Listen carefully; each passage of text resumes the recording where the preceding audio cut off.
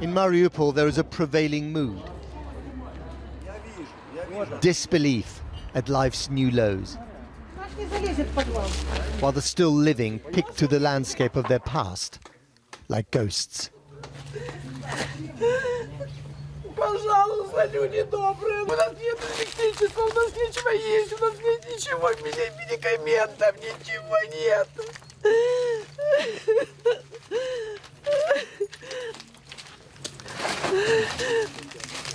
Что мне теперь дома моим? It's astonishing how quickly war creates a grotesque new normal, without power or heat, or running water and sanitation for days, where a single generator can cause a scrum of cell phones and lifelines to the outside world, and where a lone body can lie uncollected on the side of an empty road. There is no evacuation from Mariupol because 4 consecutive attempts have been thwarted by the Russians. Окраины города лупят, все заминировано. Пока ведь на сегодняшний день, на сегодняшнюю минуту не удалось провести переговоры, чтобы это было безопасно для мирных граждан. Desperation is beginning to rule. Looting in one of the local supermarkets. Мяч сейчас играть. Зачем вы это все воруете? Frayed tempers. The fact of being trapped is turning people against each other. And this is where the chain of despair might begin, with a Russian attack helicopter preparing to swarm the night. At the firing end, all wars are reduced to video games now. They said this was a strike against a Ukrainian air defense system. But at the receiving end, one strike causes the destruction of an earthquake. This was a residential neighborhood in Sumy in the northeast. Now this is the site of an archaeological dig for traces of life. Again, we don't know why this place had to be leveled, why she had to suffer. But 21 civilians lost their lives here. Daylight gives a fuller picture under a discreet dusting of snow. A few hours later, a long line of buses for the evacuation of Sumy. That includes 1,000 of the many foreign students who've been studying here. But think of the grotesque irony. Flatten an area and then graciously permit its evacuation. It's like saying, if the Ukrainians won't greet us with open arms, let's destroy their homes and send them packing. In Kharkiv, the Russian airstrikes have created whole neighborhoods of show homes of horror. Glimpses of lives interrupted.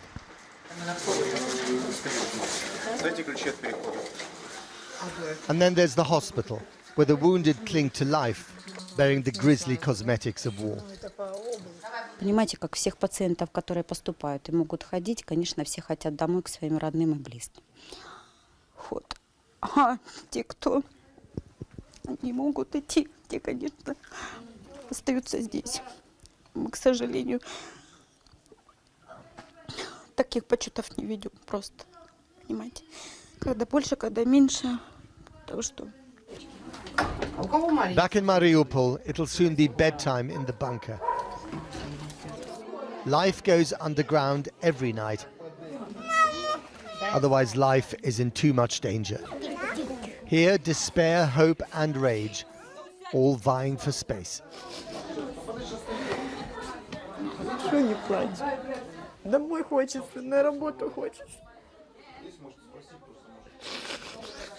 Город жалко, людей жалко, детей жалко. Еще маленький. She speaks for just about everyone in Ukraine.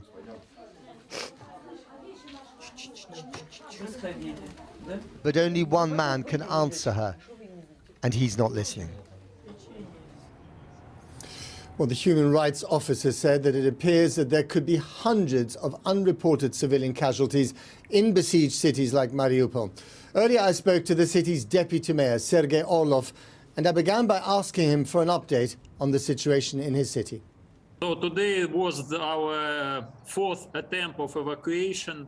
3 previous will not succeed because of not established ceasefire and not established safety route. We were ready to evacuate our people from Mariupol by buses, but unfortunately we didn't receive ceasefire in Mariupol. So just to be clear, Sergei, today no one got evacuated.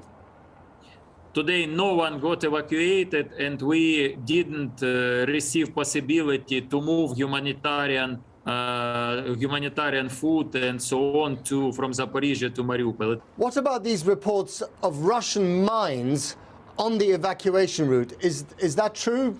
Can you confirm that? Yes, yes, it's true. We took guys who can undermine or remove these mines, but we did not reach that territory. We faced with blocked bridge. And tell us about the general situation in Mariupol. How much destruction is there? How many people will want to stay behind in the city? What's the future for Mariupol? The general situation of Mariupol is awful. I mean, from humanitarian side, we received information that hospital number 9 in Mariupol was totally destroyed, and there is no possibility to work at this hospital. So it does not exist anymore, this hospital. A lot of death, unfortunately. We cannot calculate how many people were killed in Mariupol. Yesterday was the first day when we it was needed to make some mass grave, and 33 bodies we should put this to mass grave. Do you think the idea of the Russians here is to basically destroy these cities and then empty them out so that there are no people left in them? I think the idea was to take the city, of course, with citizens, but when they see that it's not possible, Ukrainian army defeats the city, so the idea is to win anyway, and they do not choose any target. So is it hospital, school, kindergartens, living building? So they destroy everything and flatten Mariupol. We know that one district of Mariupol, I mean Levoberezhny district, is look like Aleppo at the moment. So continuous shelling flatten our city and killing Ukrainians in their beds, in their houses, on the streets. So it's we absolutely sure that we're faced with genocide and war crimes in Mariupol. They destroy all electricity supply, water supply, heating supply. Yesterday they destroyed the last supply of natural gas, and there is no any utility in Mariupol. So people are not able to receive water, to prepare food. They are collecting woods and use fire to prepare cooking. And today was the day with snow, so people were happy to collect snow and to melt it to water. So as you see, Russia provides genocide of Ukraine as a nation and Mariupol citizen. I mean, it's amazing to think that just 2 weeks ago, Mariupol was a normal city, people living their lives, and now it's come to this. Mariupol was a peaceful city with very good citizens, with the idea to be like European city, most transparent in Ukraine. We did not look for war, so we see terrible war crimes here in Mariupol, and they are happening hour by hour, minute by minute, second by second. Today, unfortunately, one child was killed in bombing. It's a girl, 6 years old. She unfortunately is dead because of no access to water. Sergei Orlov, thank you very much indeed. I wish you all the best. Well, some of the fiercest fighting is now in the south of the country as Russian forces try to gain strategic control of the entire Black Sea coastline. They occupy the city of Kherson and surrounding Mariupol. Ukrainian forces remain in control of the port city of Mykolaiv, but it is coming under very heavy bombardment. Our international editor, Lindsay Hilsum, is there. Lindsay. Matt, the great fear here, of course, is becoming like Mariupol, surrounded and with everything cut off, or like Kherson, which has been occupied by the Russians.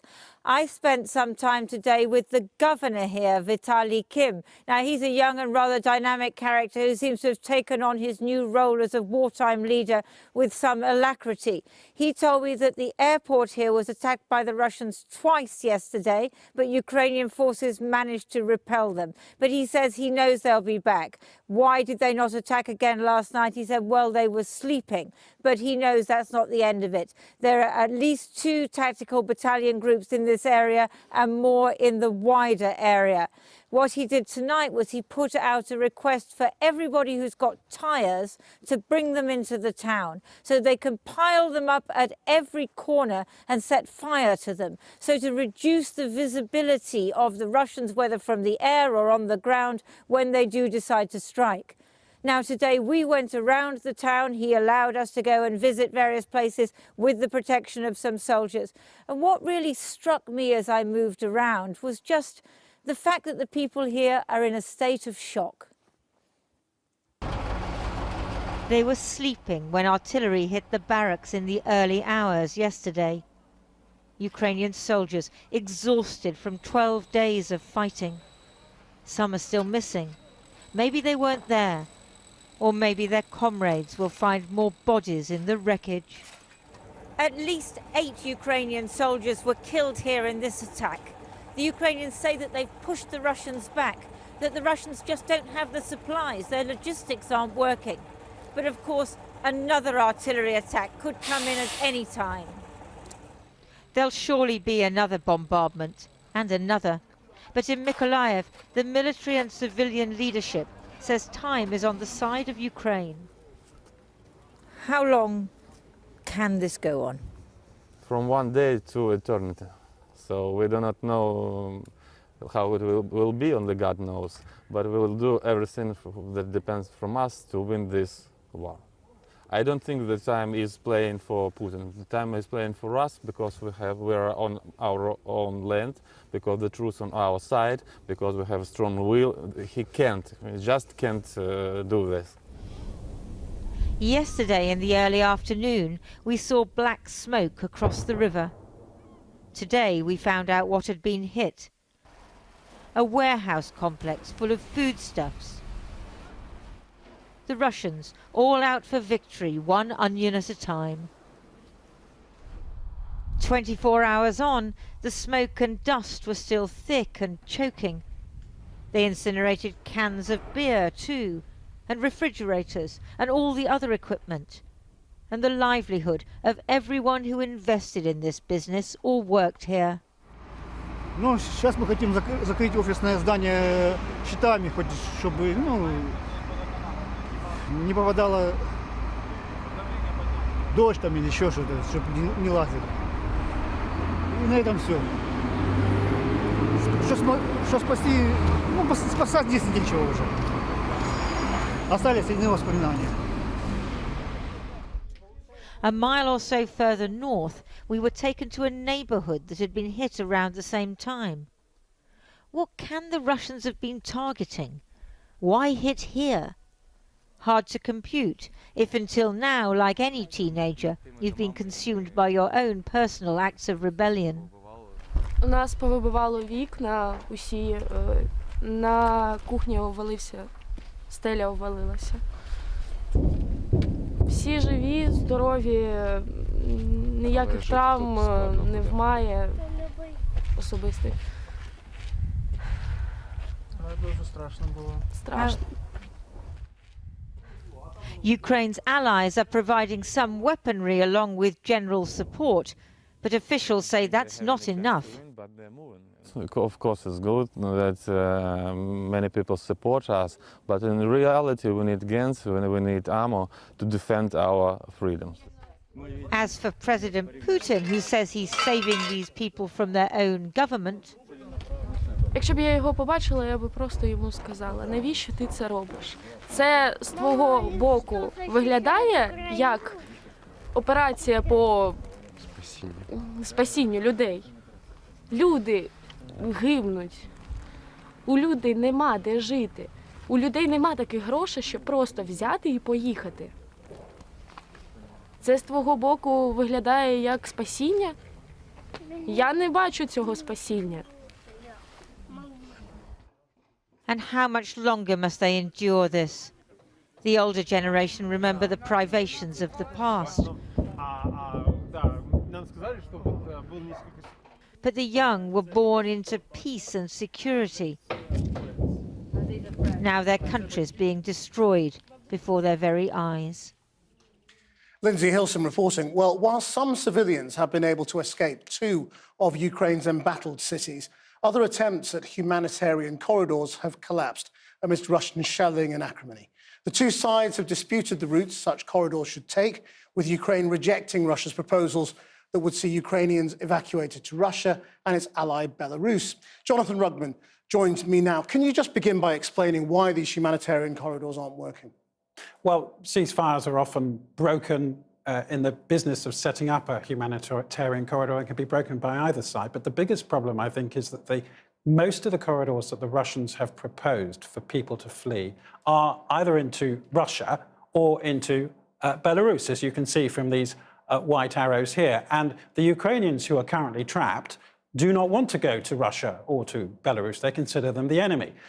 About 100,000 Ukrainians have fled to Russia, says the UN, but another 1.9 million Ukrainians have voted with their feet and gone the other way, west. And if you look at this second map, which shows where there has been some movement of refugees today, these yellow lines in the north, from Sumy down to Poltava, Irpin to Kiev, there's been limited movement of people there into Ukraine. No movement down from Mariupol because the Russians are still shelling that. That's very strategically important to them. And I think Vladimir Putin doesn't really want these people to come to Russia at all. There is some limited propaganda value in Russia being seen as the motherland, looking after Ukrainians who are fleeing from this so-called neo-Nazi state.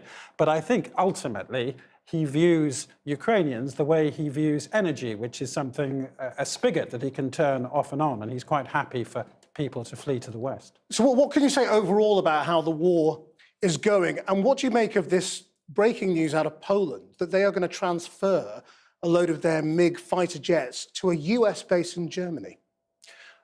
We're trapped somewhat in a very pro-Ukrainian narrative because there's a great deal of sympathy for the Ukrainian people.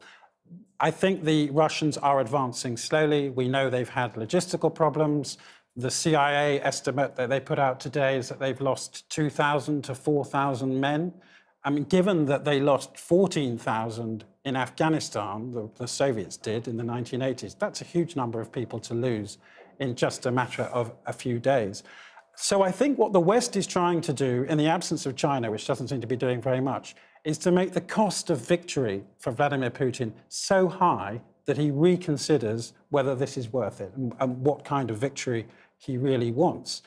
The deployment of MiG-29 jets from Poland, there's 27 of them that are NATO compliant, to an airbase in Germany, a US airbase, is part of a deal that the Americans have brokered, whereby the MiG-29s, which the Ukrainians can fly, eventually get transferred to Ukrainian pilots. The Poles get F-16 jets to replace the MiG-29s that they've lost. And so what we're witnessing is, again, part of this calculation for Vladimir Putin changing. The cost is becoming higher and higher for him, not just in sanctions, but in the risk that he gets bogged down in his own Afghanistan, and that his attempts so far to assert air supremacy haven't really worked. He hasn't knocked out anything like enough of Ukraine's air defences, are now complicated even further by the possibility of MiG-29 jets being flown by Ukrainians, making the task of trying to topple the Zelenskyy government that much harder. Jonathan Rugman. Well, the UK and US governments have announced new sanctions on Russian energy. President Biden announced a ban on Russian oil and gas imports, whilst here the Business Secretary, Kwasi Kwarteng, promised the UK will phase out imports of Russian oil and oil products by the end of the year. Russia's Deputy Prime Minister had previously warned that such a move would be catastrophic for the global economy. Here's what President Biden said earlier. This is a step that we're taking to inflict further pain on Putin. but there will be cost as well here in the United States. I said I would level with the American people from the beginning. And when I first spoke to this, I said defending freedom is going to cost. It's going to cost us as well in the United States. Well, joining me now, our economics correspondent, Helia Ebrahimi. Helia. Well, as Jonathan was saying just earlier, the costs are going to be immense for all sides, really. Things that we didn't think were thinkable just a few days ago are now being deployed as the West pushes ahead with its declaration to decimate Russia's economy. Oil is 60% of all of Russia's exports. It's 14% of the entire economy. So Putin is hugely dependent on it. And don't forget, Krish, energy is currently pretty much the only income that is not sanctioned through the banks.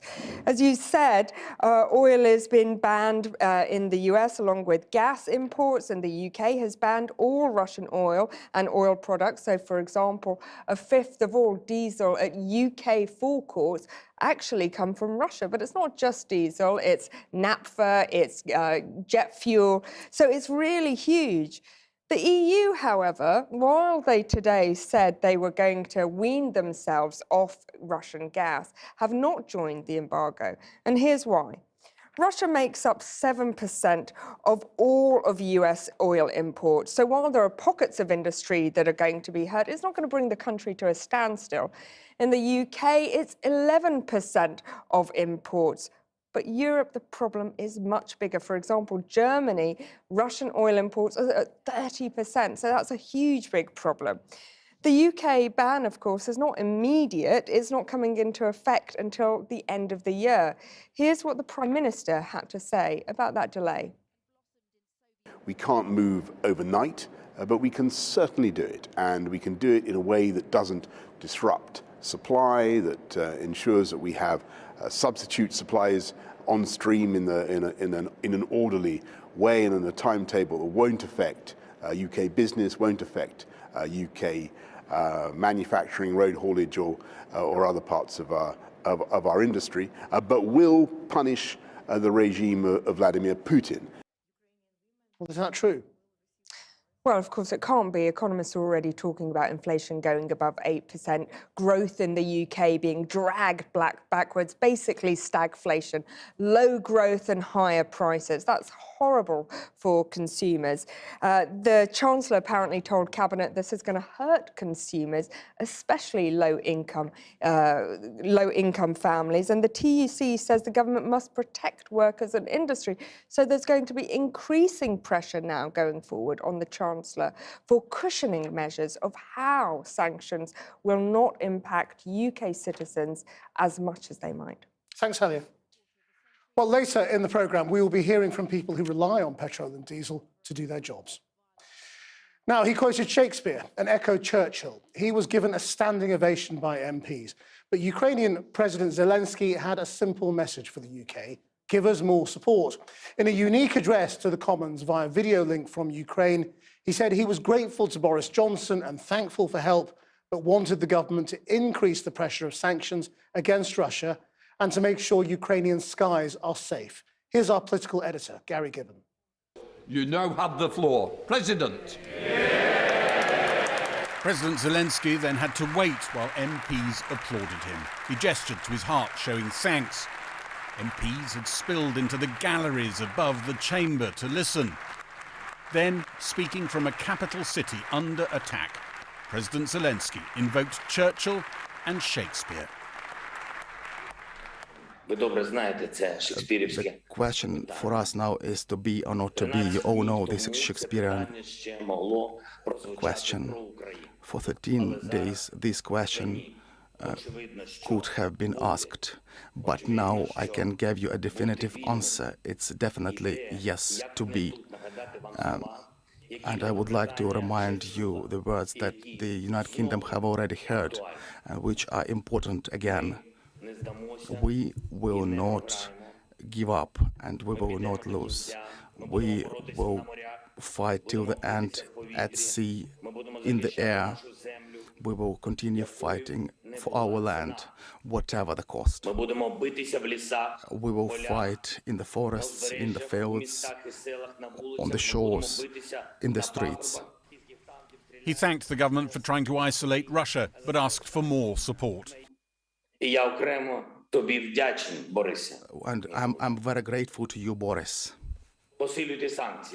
Please increase the pressure of sanctions against this country, and please recognize this country as a terrorist state. And please make sure that our Ukrainian skies are safe. Best of all to Ukraine and to the United Kingdom. There was another ovation for President Zelenskyy at the end, a defiant, clenched fist salute from the president, and then he was gone.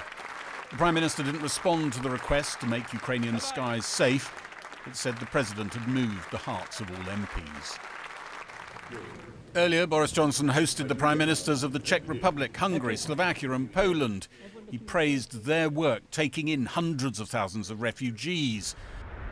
The government revealed Britain has now issued only 300 visas for refugees from Ukraine, which added to Tory MPs' anger that refugees reaching Calais had been turned back. The Home Office must react far more quickly than it's doing and get to the point of hubs of people, get them processed and get them in. This is a disgrace. When the Minister leaves this dispatch box, ask him to go back to the Home Office and tell them to get a grip.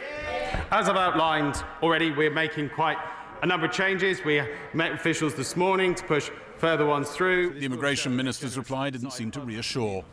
The government said this temporary office in Calais giving advice to Ukrainian refugees would soon be supplemented by another one that would actually issue the visas they need to get to Britain. It'll be back down the train line in Lille. Well, as Gary reported, many of those Ukrainians trying to reach the UK have travelled to Calais, despite the lack of visa facilities there. Our reporter Anya Pop is in Calais and joins us from there now. Anya. Well, yeah, Calais has become symbolic in recent years of the UK's sluggish and sometimes opaque approach to immigration, and Ukrainians are certainly finding that too. Just 500 of the 10,000 Ukrainians who've applied for a visa through the UK scheme have been granted one. Around 600 of those still stuck in limbo are here in Calais, many of them in a hostel just down the road. They came here thinking they could get to the UK, but are still waiting for the UK government to give them the green light to reach their family across the Channel. We spoke with one British man who travelled all the way from the UK to the Polish border with Ukraine to pick up his wife and children. He's travelled back and now he's stuck in Calais with them, waiting for their visas to be processed. We spoke with other Ukrainian refugees in the hostel. Those who haven't yet applied for a visa said that they'll head to Lille tomorrow, the place where the UK government said they're going to set up a new visa centre tomorrow. But they're not even sure what will be there when they get there, whether the visa centre will be open to process their visas. Now, Lille is much closer than their previous options. Before, they would have had to go to Paris or Brussels, which is hours away, and there'd been complaints that there'd been a lack of appointments or sporadic opening hours. But Lille is still 70 miles away, which means more travelling and more disruption for people who have arguably had more than their fair share in these last 2 weeks. Anya Pop.